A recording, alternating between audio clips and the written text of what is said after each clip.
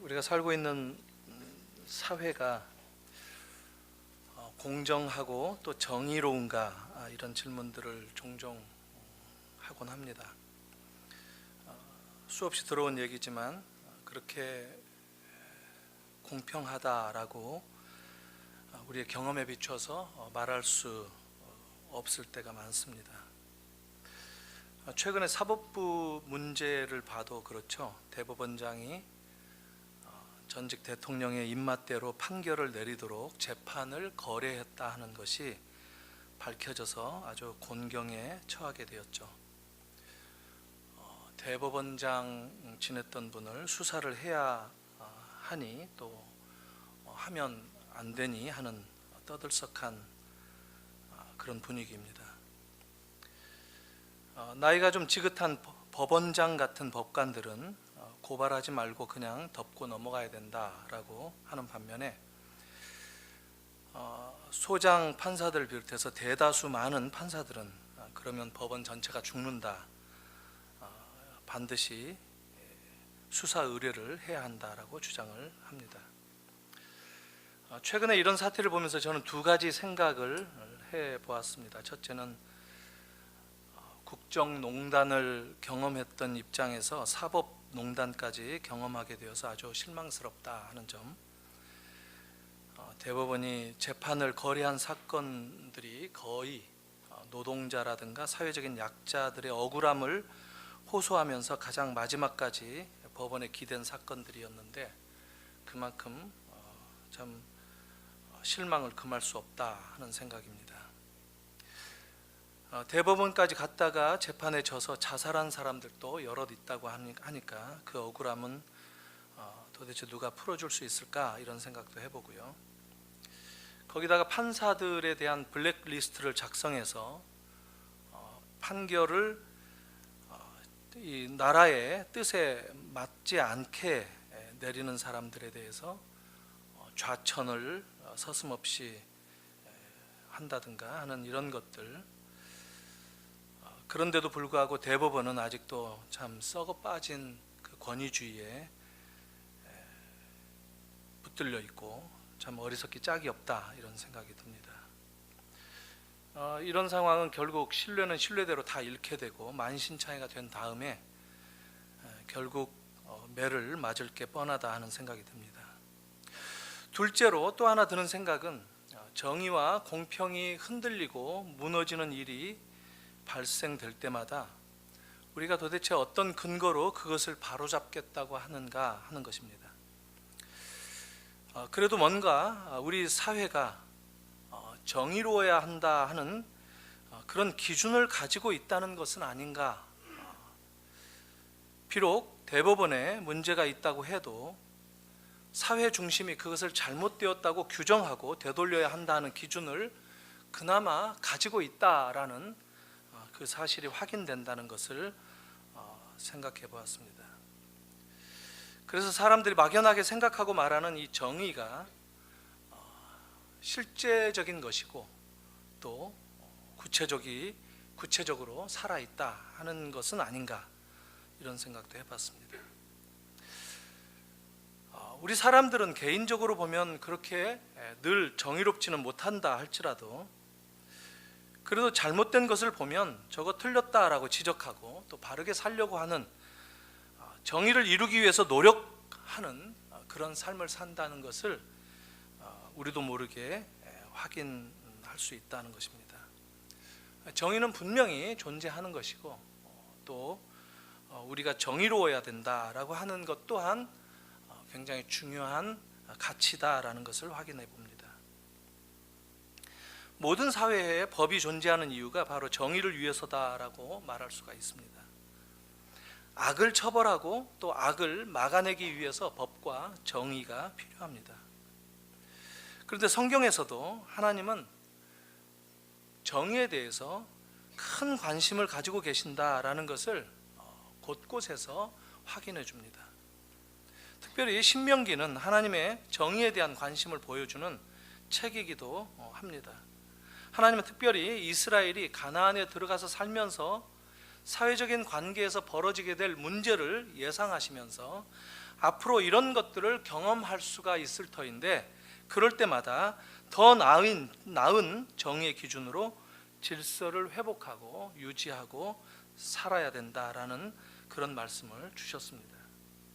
오늘 말씀은 이 도피성 제도에 관한 내용인데, 이게 바로 그런 정의의 기준에 합당한 율법의 하나다라고 볼 수가 있습니다.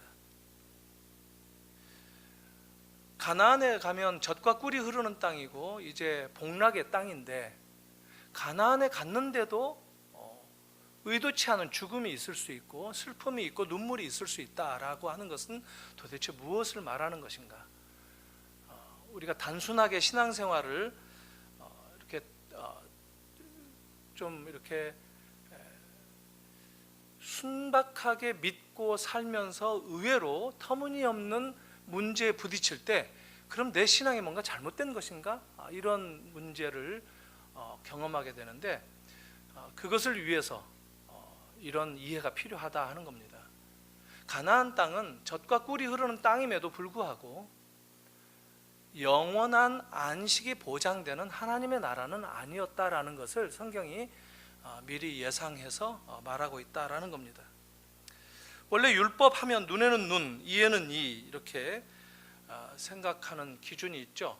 성경도 그런 얘기를 합니다. 그래서 사람들이 살인을 한 경우에 마찬가지로 그 역시 죽여야 마땅하다 하는 생각을 할 수 있습니다. 그러나 오늘 말씀은 부지 중에 실수해서 저지른 살인에 대해서는 살려주고 그들이 보복당하지 않도록 피할 장소를 만들어서 운용하라, 이렇게 말씀을 하셨습니다.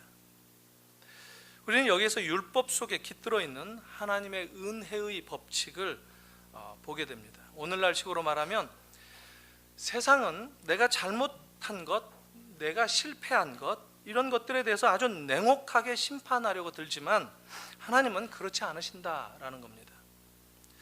비록 살인을 저지른 사람이라 할지라도 그것이 고의가 아니면 도피성으로 도망칠 경우에 살 수가 있다라고 길을 열어두셨습니다. 그리고 이 도피성 제도는 신명기에만 나오는 그런 제도가 아닙니다. 출애굽기에도 나오고 레위기에도 나오고 민수기에도 나오고, 그리고 가나안에 들어가서 살게 되는 이스라엘 백성들의 그 가나안 역사를 다루고 있는 여호수아서에도 이 도피성 제도가 나옵니다. 이렇게 반복되어서 여러 책에 등장하는 이유는 하나님께서 그만큼 이 도피성 제도를 중요하게 여기신다라고 하는 증거입니다. 특별히 여호수아서를 보면은 가나안에 들어가기 전에 모세에게 주셨던 이 도피성 제도가 가나안에 들어간 다음에도 얼마나 잘 지켜지는지를 확인하시기 위해서 기록된 것인데, 이걸 미루어서 하나님은 그 어떤 율법보다도 이 도피성 제도를 지켜야 할 것을 강조하신 분이시다라는 것을 알 수 있습니다. 가나안에 들어가서도 다툼이 있을 수 있고 살인이 있을 수 있고 슬픔도 또 죄도 여전히 있게 된다라는 것이죠. 우리가 예수를 믿었어도 여전히 넘어지기도 하고 천국에 이 기쁨은 있지만 그러나 온전한 천국의 경험을 하지 못하는 그런 상황 가운데 살아가고 있는 것, 이와 마찬가지다 하는 겁니다. 내가 의도치 않았어도 눈물 흘릴 일들이 있게 된다라는 겁니다. 도피성은 이스라엘에 사는 가나안 전역에 흩어져서 세우라라고 얘기했습니다. 팔레스티나 안쪽에 새 도피성을 짓고 또 요단 동편 쪽에 새 성읍을 지어라라고 얘기했습니다. 그리고 어디에 있든지 하룻길이면 들어갈 수 있는 거리에 도피성을 두라고 하셨습니다. 대략 한 32km 정도에 하나씩 도피성이 있다고 보면 됩니다. 하나님은 이스라엘이 가나안에 들어가서 살게 될 땅을 분배하면서 그 분배의 마지막 단계에서 아주 절정에 이르렀을 때 이 도피성 건설을 얘기하셨습니다. 고대 사회는 가나안만이 아니라도 어디라 할지라도 먹고 살기 힘들고 또 곳곳에 폭력과 전쟁이 끊이지 않는, 그리고 그 폭력의 결과는 또 다른 폭력을 낳게 되고 또 더 극심한 복수로 이어지는 이런 것의 연속이었기 때문에 이스라엘 백성들에게 도피성 제도라고 하는 아주 특이한, 그러나 그걸 통해서 아주 놀라운 하나님의 자비를 경험하도록 이스라엘에게 명령을 하셨습니다. 하나님의 이 정의에 대한 관심, 이것을 분명하게 보여주는데, 우리 사람들은 우리들도 살면서 종종 경험하지만 본능적으로 복수심에 이 불타는 그런 이 속성이 있다고 합니다. 그래서 내가 이 폭력으로 피해를 보거나 희생을 당하거나 할 경우에 더 큰 피해 보복을 해야만 정의가 세워진다라고 부르짖는 그런 경우가 의외로 많다는 것이죠. 근데 이에 대해서 하나님은 자비를 베푸시는 정의를 얘기합니다. 인간은 복수하는 정의를 말하지만 하나님은 의도하지 않은 실수에 대해서는 과도한 복수를 행해서는 안 된다라고 말씀하시는 겁니다. 인간은 다른 사람의 실수에 대해서 용납하지 않죠. 그리고 끝까지 책임을 물리고 그 대가를 치르도록, 그리고 그것을 정의롭다라고 생각을 하는데, 하나님의 정의는 실수에 대한 용납과 관용과 용서가 포함된다 하는 것입니다.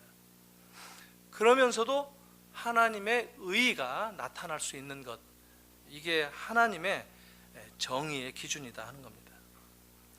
사실 우리 인간들은 동기와 과정보다는 결과를 놓고 따지는 그런 정의에 익숙합니다.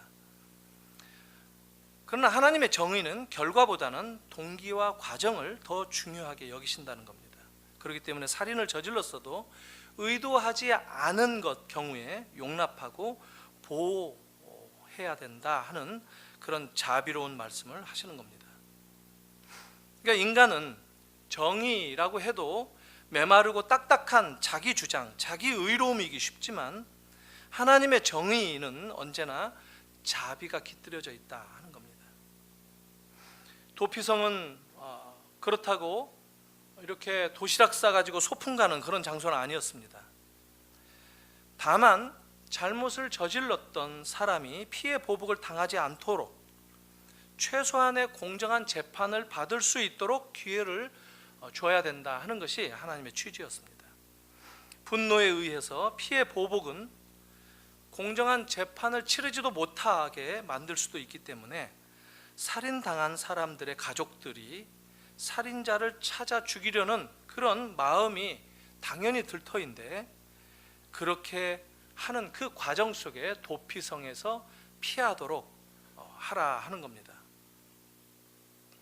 사실 우연히 잘못해서 사고로 사람이 죽게 되었다라고 해도 참 그 해당 당사자, 가해자에 대해서 참 이해한다라고 하는 그런 피해자 가족들은 드물지 않겠습니까?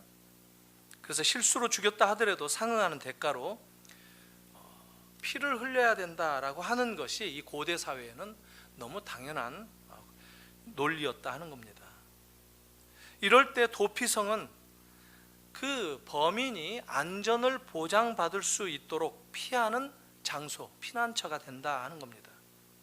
그래서 살인한 사람이 그 성에 도착하게 되면 장로들에 의해서 다시 사건의 이 검사가 이루어지게 되고, 그리고 그 가운데 고의성이 발견되면 살인자는 도피성 밖으로 끌어내어지게 되고 피해 보복을 당하도록 넘겨집니다. 하지만 고의가 발견되지 않는, 과실이 입증된다면 그 사람은 도피성에 계속 남아있게 된다 하는 것이 도피성 제도입니다. 그리고 그 성에 머무르는 기간 동안만큼은 안전이 보장되고 그 누구도 그에게 보복해서는 안 된다 하는 겁니다.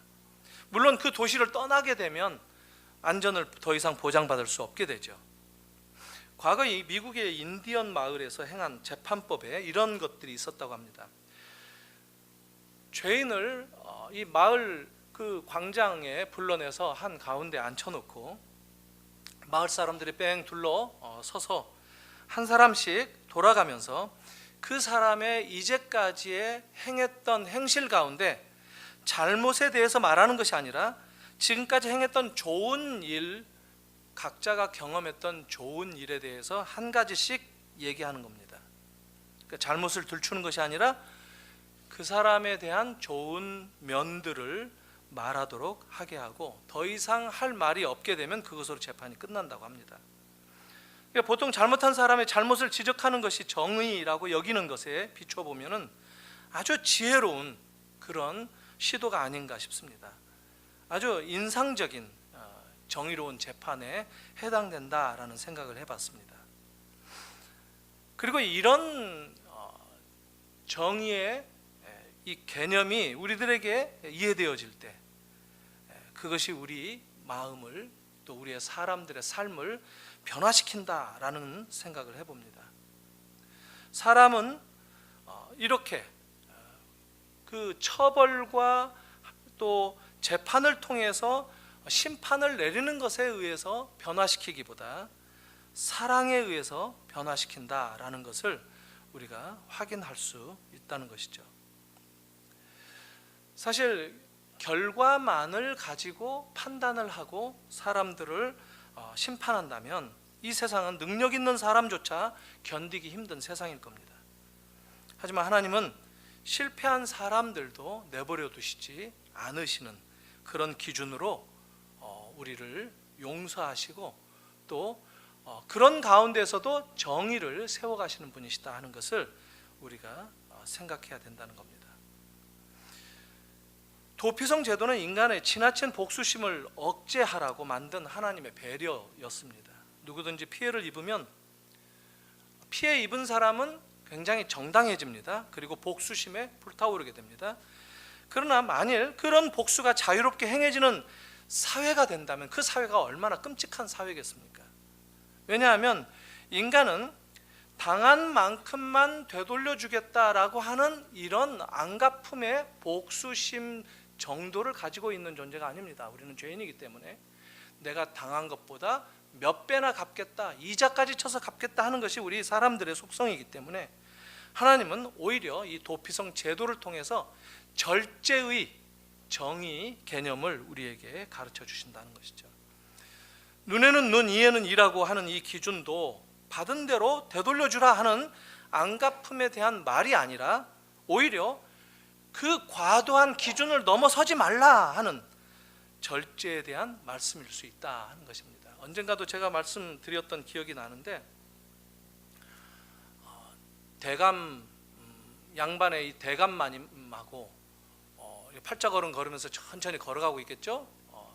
근데 이 머슴이 심부름을 하려고 급히 뛰어가다가 커브길에서 돌아서다가 미처 대감을 발견하지 못하고 부딪혔어요.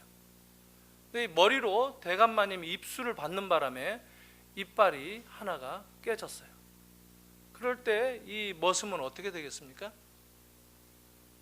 이 세상의 이치에서는 아마 그 머슴은 정말 이빨 하나 정도가 아니라 이빨 여럿 부러졌을 것이 틀림없을 겁니다. 아예 죽일 수도 있겠죠. 이렇게 힘에 의한 보복은 그런 문제를 낳을 수밖에 없다라는 것 때문에 성경은 오히려 눈에는 눈만이다, 너도 눈까지만이다 라고도 우리가 해석을 해야 된다라는 겁니다. 하나님의 율법은 자비와 사랑을, 은혜를 발견하는 것이지 우리들의 강팍함을 이렇게 부추겨주는 그런 의도가 전혀 없다 하는 것을 우리가 알 필요가 있다는 겁니다. 그렇기 때문에 어떤 계획이나 의도 없이 누군가를 우발적으로 죽이게 된 일이 벌어지게 될 경우 도피성으로 먼저 피해서 살 수가 있다라는 것을 제도적으로 세워주셨다는 것입니다. 하나님의 어떤 일관된 자비의 표현 방식이죠.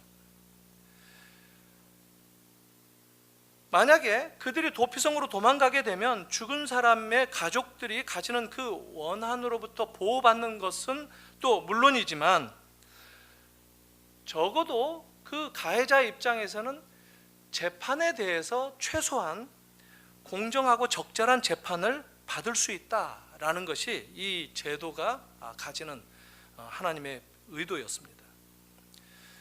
어떻게든 자비를 베푸시기 위한 하나님의 그 마음이 드러난 제도가 틀림없다는 것이죠.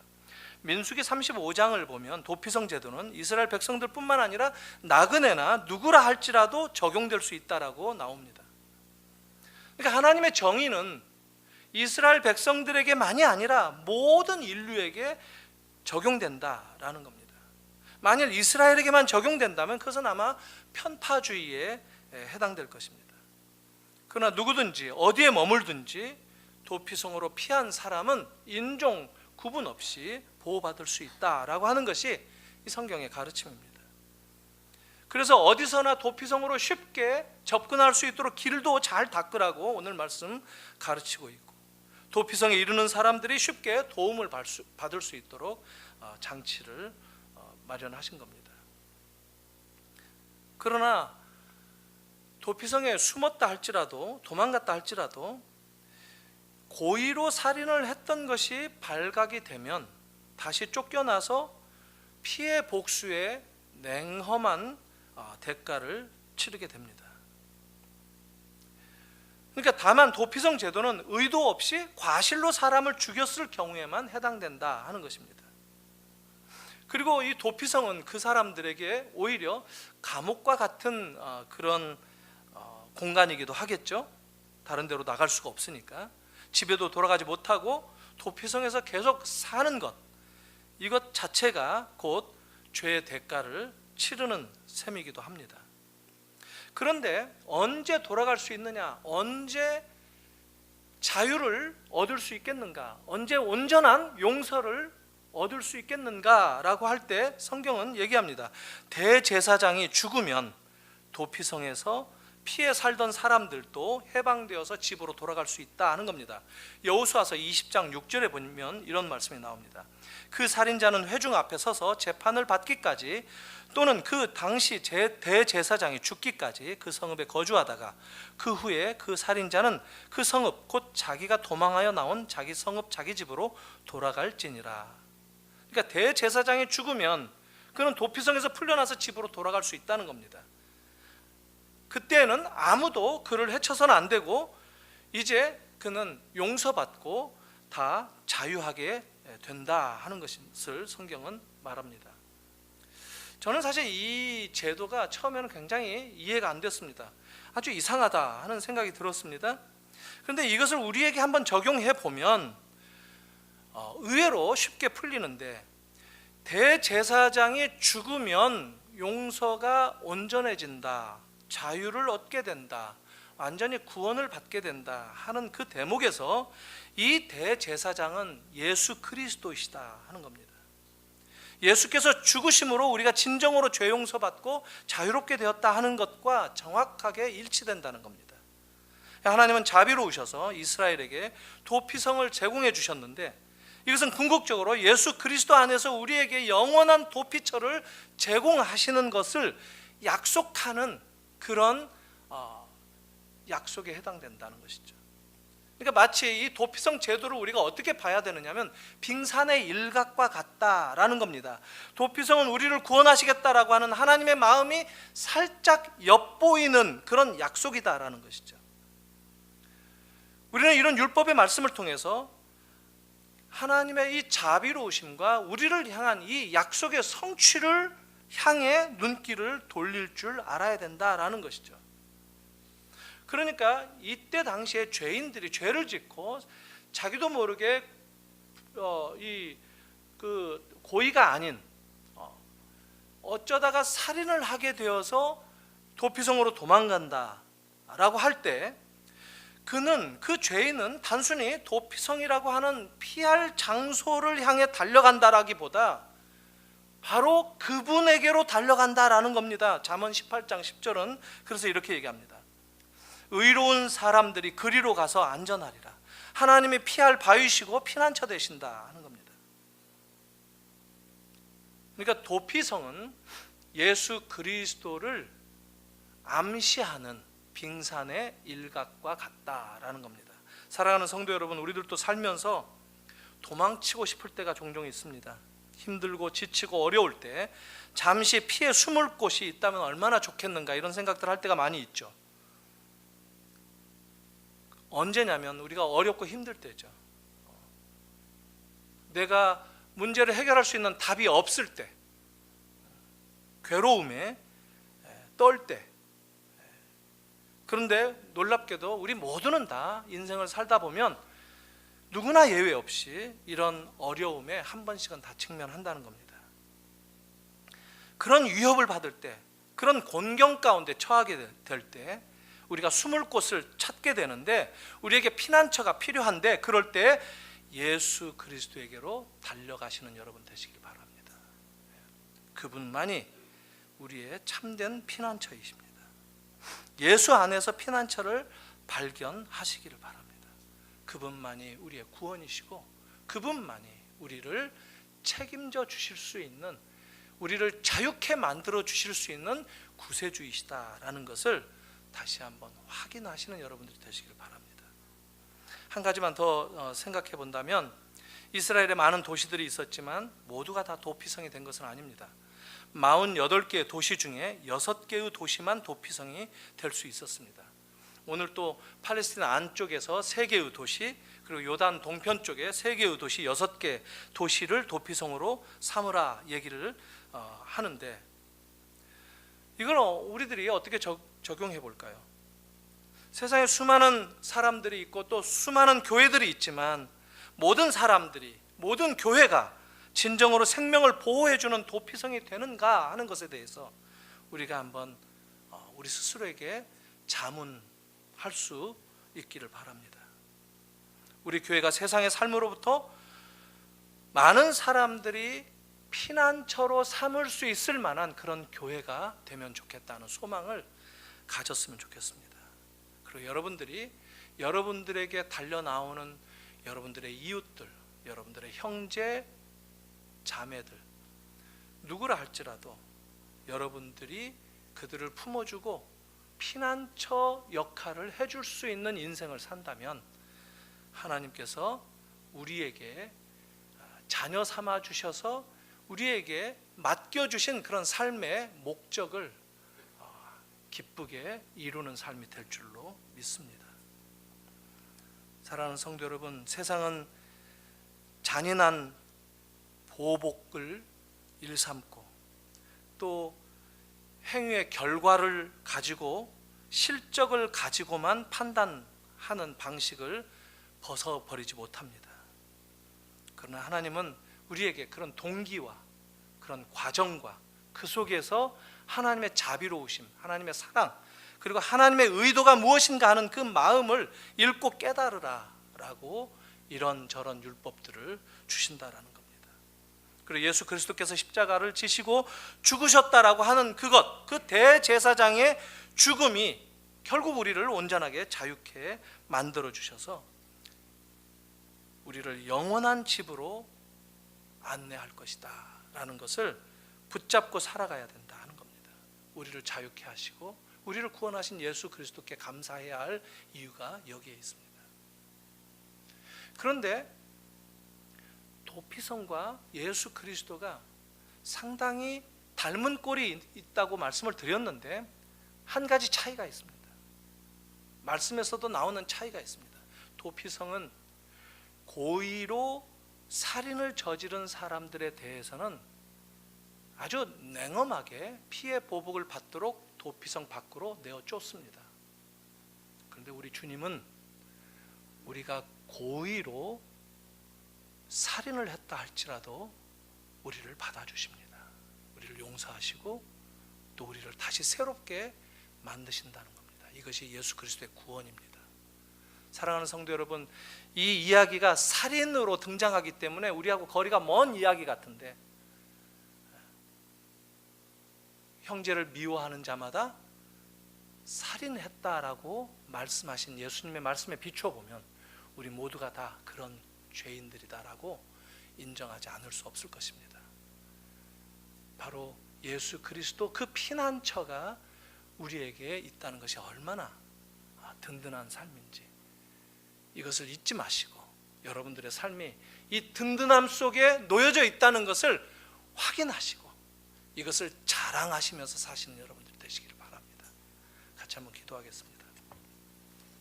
오늘 말씀을 묵상하면서 잠깐 기도했으면 좋겠습니다.